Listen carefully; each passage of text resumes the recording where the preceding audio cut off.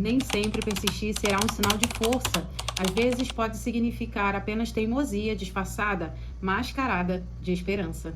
Existem contextos na nossa vida e lutas, né, que a gente enfrenta que vale a pena, né, o nosso esforço, né, vale a pena a gente lutar. Mas tem situações que acabam minando as nossas forças e drenando a nossa energia e fazendo com que a gente se esqueça, né, daquilo que realmente importa. E é interessante a gente pensar que se o caminho está exigindo da gente muito esforço, né, muito sofrimento, mais do que o nosso crescimento, o nosso desenvolvimento e os resultados, pode não significar um teste de resistência, e sim que está na hora da gente partir. Então, talvez seja necessário que a gente, né, reveja o nosso caminho, reveja tudo aquilo que a gente está fazendo, o esforço que a gente está dando para isso, né?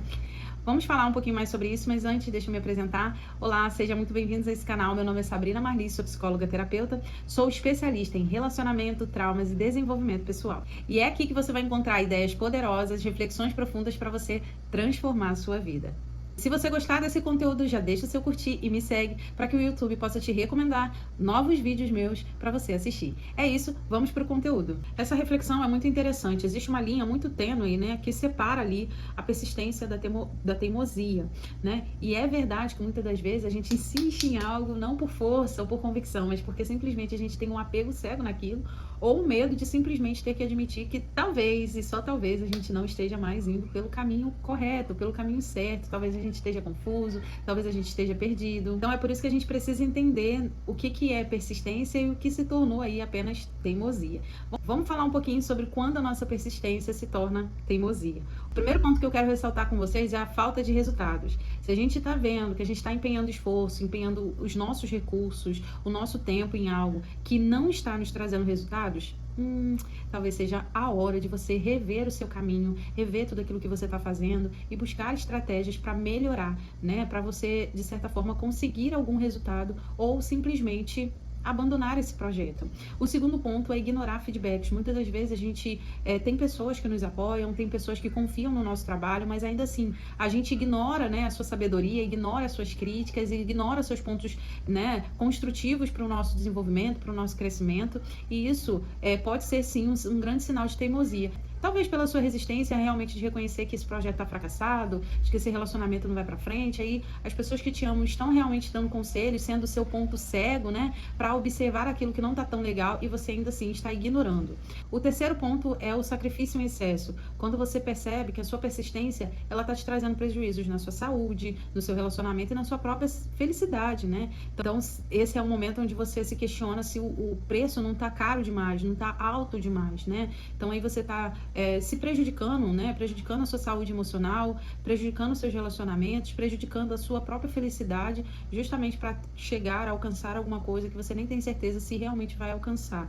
Então, pode ser um momento de rever o caminho. O quarto e último ponto é o medo de mudança. Às vezes a gente tem receios, né, de sair da nossa zona de conforto, daquilo que a gente está acostumado a fazer, daquilo que a gente está acostumado a ter, daquilo que está confortável para a gente, justamente porque temos medo da mudança. Temos medo, talvez, de não sermos tão competentes assim na nossa nova carreira, temos medo de não ter um relacionamento tão bom quanto esse que a gente tinha, temos medo das mudanças no geral, né? Porque a nossa zona de conforto não é que é só confortável, mas é aquilo que nos traz segurança, e nós queremos nos sentirmos confiantes, né, e seguros, né, naquilo que a gente está vivendo. Então, o medo da mudança pode fazer com que a gente persista, né?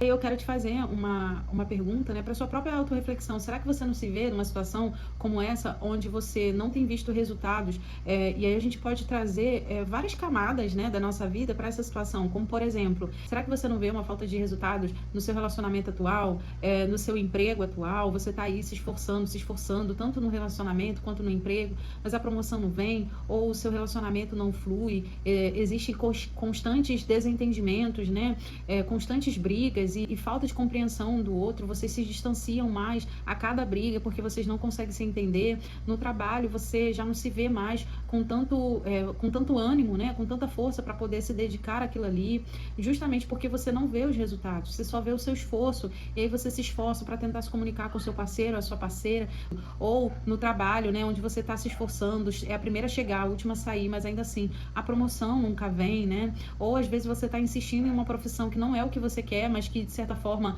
vai te trazer o recurso financeiro ali, você está insistindo, mesmo que você não seja tão bom assim, e aí você acaba perdendo, né, a oportunidade de se desenvolver uma coisa que você realmente seja boa, né? Porque simplesmente você está persistindo em algo e você não teimosa, né? Você não teimoso, né? Outro ponto que a gente acaba negligenciando é os conselhos de pessoas que talvez passaram pela mesma situação. O sábio vai dizer, né, que o inteligente, o esperto, né, ele acaba aprendendo com os erros dos outros, né? E o idiota acaba cometendo os mesmos erros e mesmo assim não aprendendo com eles. Então, quando alguém mais sábio que a gente nos aconselha, nos direciona, né? É importante a gente validar aqueles conselhos porque são pessoas que se importam com a gente, que se dedicaram um tempo para poder nos dar um conselho, nos aconselhar, né? E aí a gente acaba não ignorando esses conselhos porque a gente quer que aquilo dê certo. Por exemplo, quando uma pessoa vê, né, num ponto cego, né, da gente, que o relacionamento não vai dar certo, ela fala: amiga, amigo, olha, tá acontecendo isso, será que você não percebe? Como que você lida com isso? E parece que você tá ali tentando negligenciar essas red flags justamente porque você quer aquela relação, né? Você quer que aquela relação dê certo, né? E a gente acaba negligenciando os conselhos dos amigos que nos apoiam, que gostam da gente.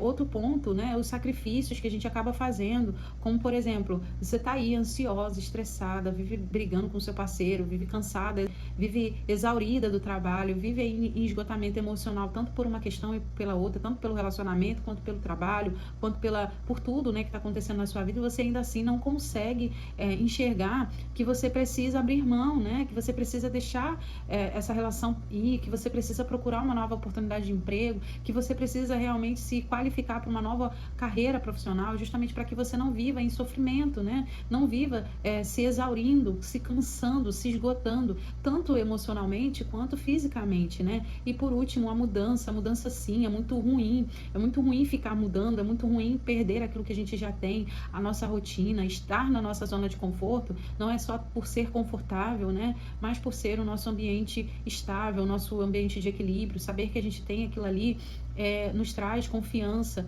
nos traz segurança, né? E a gente quer continuar sentindo isso. Qual dessas situações você pode se colocar, né? Em que momento você está, né? Faça essa reflexão e para a gente fazer essa diferenciação de persistência para teimosia, a gente vai precisar do nosso autoconhecimento, a gente vai precisar entender aquilo que é importante pra gente, a gente vai precisar mergulhar naquilo que a gente mesmo se perdeu, né?